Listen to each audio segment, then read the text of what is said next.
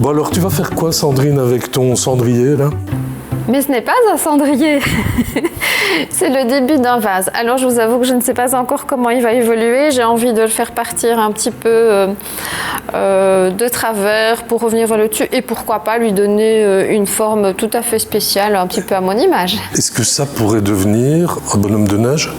Ah non, pas du tout. La base d'un bonhomme de neige est une boule que je fais dans un moule, tandis qu'ici, voilà, j'ai fait une petite base pour mon vase et ici, je suis en train de lui monter les côtés. Le petit bonhomme de neige, c'est vraiment de la terre, 100%. C'est 100% de la terre et donc, grâce aux différents émaux, on arrive à avoir des textures et des rendus qui sont vraiment tout à fait particuliers. On est à Saint-Jacques, commune de Trois-Ponts, et à Saint-Jacques, il y a Sandrine. Bonjour. Je pensais devoir travailler sur un tour. Tu travailles sur une tournette. Je travaille en effet sur une tournette, donc c'est beaucoup plus petit qu'un tour. Ça tourne, mais c'est moi qui l'actionne à la main. Je travaille différentes sortes de terre. Je travaille en ce moment justement de la terre blanche avec un tout petit peu de chamotte.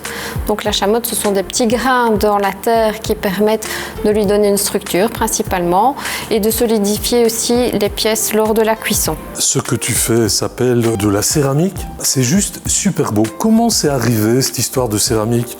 En fait, c'est un peu une histoire de famille. C'est ma maman qui a commencé il y a plus de 20 ans. Ma maman a toujours été très créative. Elle avait envie de faire des grands pots, des grands vases, etc. Et puis quand j'ai vu les belles choses qu'elle réalisait, je me suis dit, moi aussi, j'ai envie de mettre la main à la pâte. Ça veut dire que tu fais ça par passion. Qu'est-ce qui te plaît dans la terre? Avec la terre, on peut faire énormément de choses. Je pense qu'on peut tout réaliser. Alors, on a quand même pas mal de contraintes techniques. Souvent, il m'arrive de vouloir faire un vase et puis mon vase part de travers, ça ne va pas, ça ne correspond pas à mes attentes. Alors, du coup, je le transforme. Ça m'est déjà arrivé de transformer un vase en plat. Ça n'a rien à voir, mais voilà. Et mon plat était très beau au final. Je ne suis pas certain que Picasso, quand il se mettait devant sa toile, savait ce qu'il allait faire. L'étape suivante, ce sera quoi? Le four? La première cuisson va durer environ 7 heures, mais on va devoir attendre 4 jours pour pouvoir l'ouvrir. Les pièces qu'on voit sortir du four, là, sur les images, ça, c'est la première cuisson? C'est la première cuisson, tout à fait. Donc là, qu'est-ce que tu vas faire avec ces pièces? Ensuite, il faut faire l'émaillage, il faut donner de la couleur. Donc pour ça, on va utiliser des émaux. Ça, c'est un peu de la peinture, ça reste toujours très artistique. Voilà, mais alors on ne peint pas vraiment comme sur une toile en fait, parce qu'il faut mettre plusieurs couches d'émail pour avoir un beau rendu. La deuxième cuisson, nous on fait une cuisson basse température à 1060 degrés. Et à nouveau, on doit attendre 4 jours pour ouvrir le four pour toujours éviter les chocs thermiques. Quand on va sortir la pièce du four, elle va nous apparaître mais tout à fait unique. C'est difficile à maîtriser de dire « je veux faire ça ». Alors là, si vous me demandez de vous faire un plat, une assiette ou même une fleur tip-top comme ça, je vous dirais non, je ne le fais pas, c'est impossible. Parce que même la pièce, lors des cuissons, elle peut un petit peu se déformer.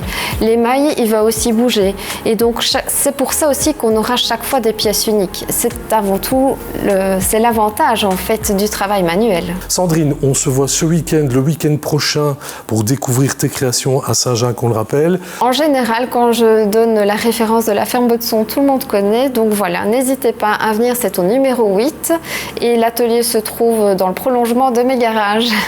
On a un tout petit aperçu de ton travail. Si vous souhaitez en savoir plus, vous savez où vous devez venir, Saint-Jacques. Sandrine, merci. C'était passionnant. À bientôt sur ta page Facebook. N'oubliez pas de vous abonner, s'il vous plaît, si vous voulez suivre les aventures des perles de ma commune et les aventures de Sandrine. Ciao, ciao, merci, à bientôt. Merci à vous.